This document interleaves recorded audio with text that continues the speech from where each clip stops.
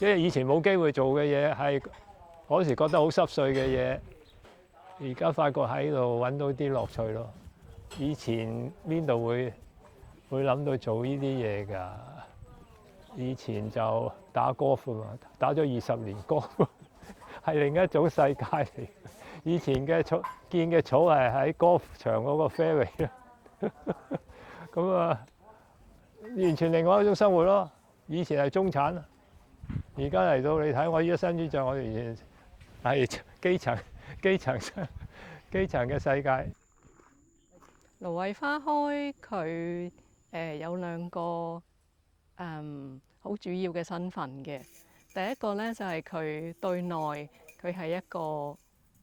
紮根喺南涌嘅生態社區啦。對外咧去做一啲同生態社區、生態村有關嘅教育同埋活動，有工作坊，咁就包括生態農耕啦、永續農業啦，有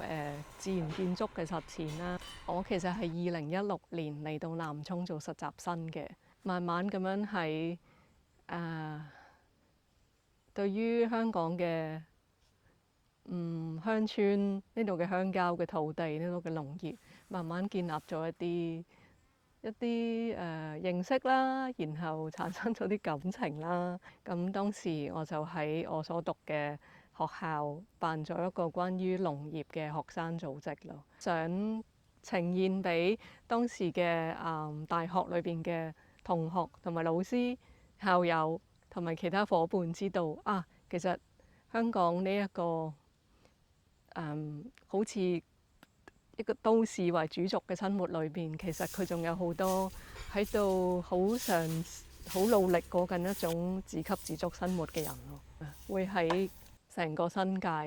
唔同嘅地方去走訪好多，主要啦係一啲有機農戶啦，都係一啲小農嚟嘅。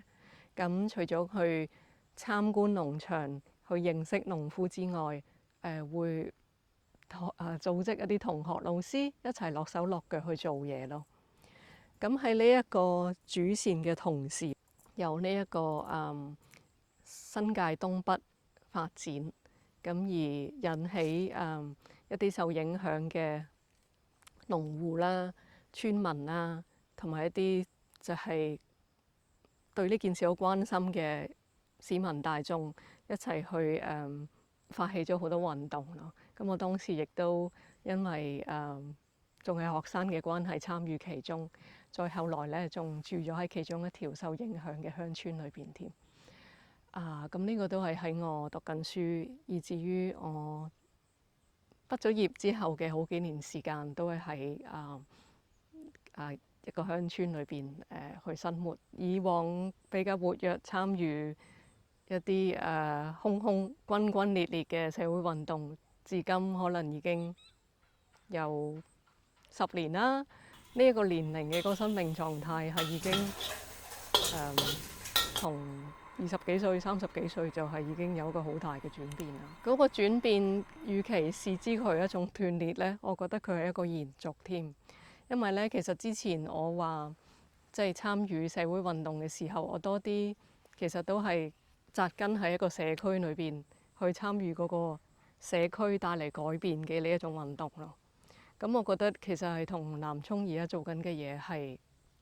係一致嘅。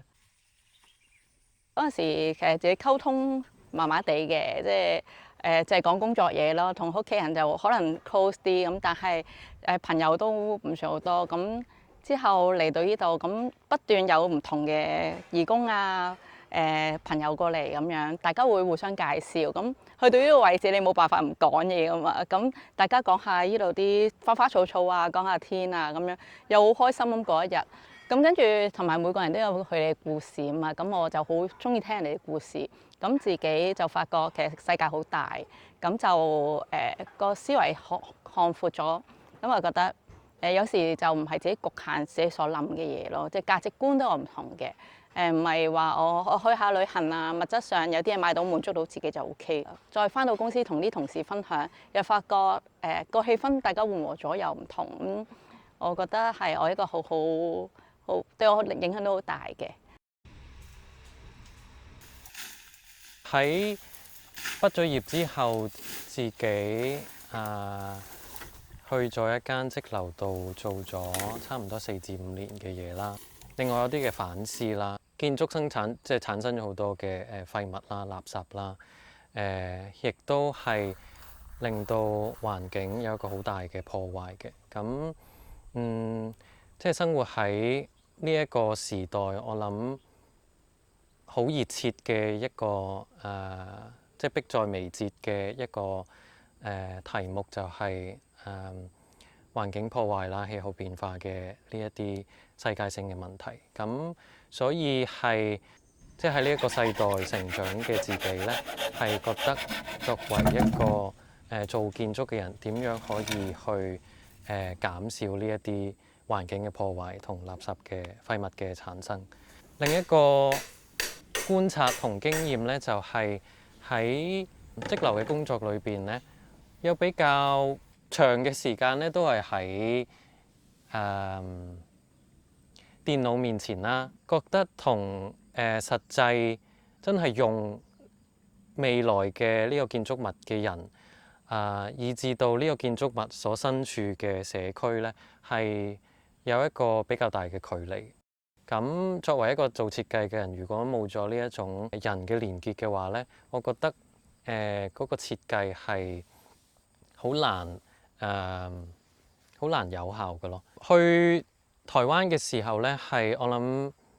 第一次自己親身係比較長期係駐點喺一個鄉郊裏邊咯，來來回回斷斷續續咁樣停留咗1年多啦。咁亦都參加咗一個比較長嘅2至3個禮拜嘅自然建築嘅工作坊。節奏固然慢啦，同一時間更加大嘅影響就係當地嘅人同佢嘅環境以至到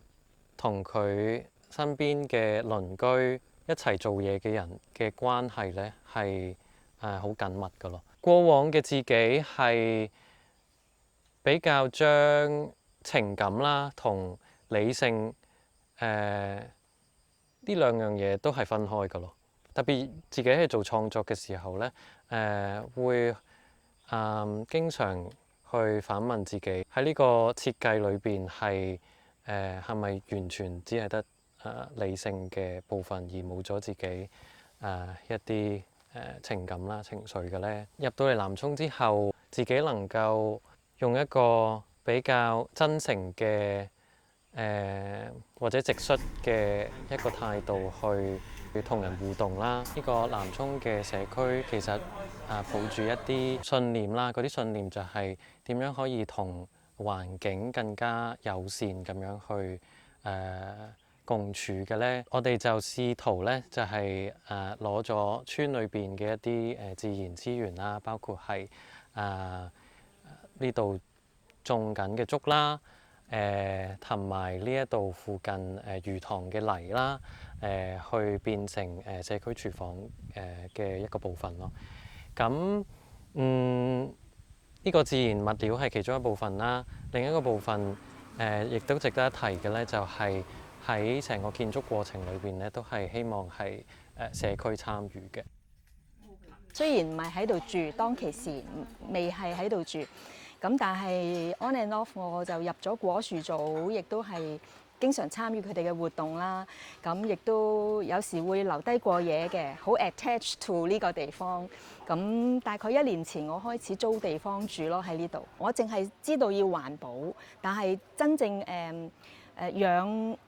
靚個地嗰種係另外一種嘅概念嚟嘅，同以前我嘅想法休閒式嘅耕種係2樣嘢嚟嘅。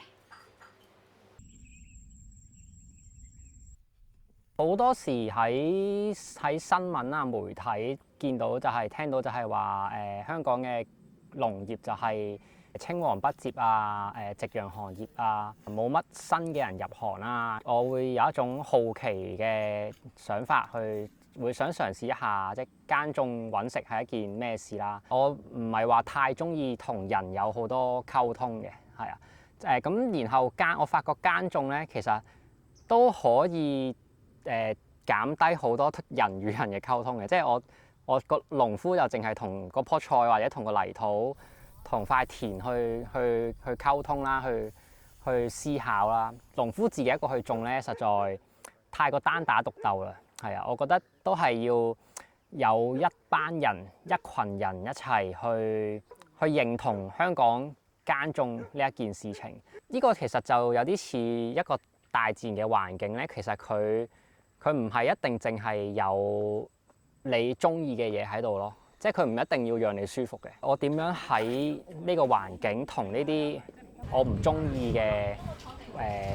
我唔習慣嘅嘢去相處咧？耕田係好熱啦，好出晒汗啊，好多蚊啊，好多蟲啊。你成日要踎低喺度做嘢啊，會好攰啊，或者你可能會踎得耐，你會抽筋啊。咁即係其實都係好多你會好多嘢讓你會覺得我都係放棄啦，我唔去耕種啦。咁所以耕田啊，或者成個大自然嘅環境，其實佢可能佢會俾好多舒服嘅嘢你，但係其實佢都會俾好多磨練你咯。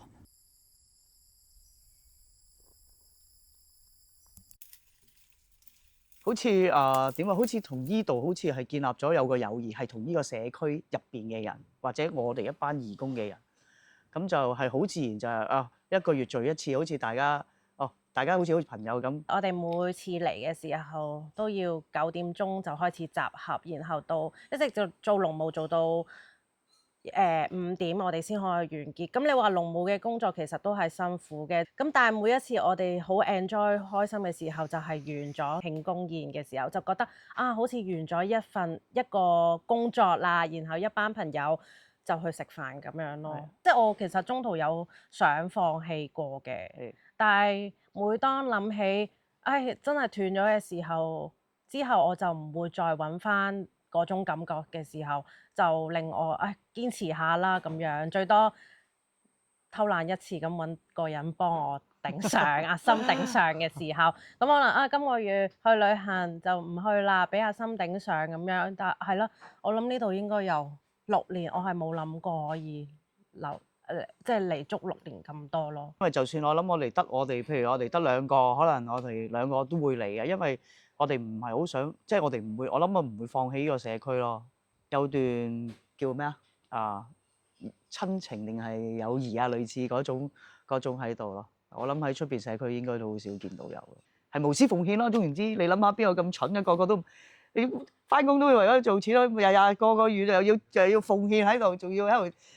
又曬又熱又揼汗，你喺山長水遠，我諗係留到呢個地方就留咯，因為如果一旦呢度冇人再去保護佢嘅時候，政府就可能會收翻呢個地方或者做其他基建嘅嘢。咁因為香港有呢啲地方越嚟越少。我諗每個人都會問自己一個問題，就係我生而為人，我喺個世界上，即係我有乜嘢嘅角色同埋任務呢？生態啦、社會或者社群啦、經濟啦，同埋靈性呢4個範疇嘅一種生活方式，先係一種整全嘅生活方式咯。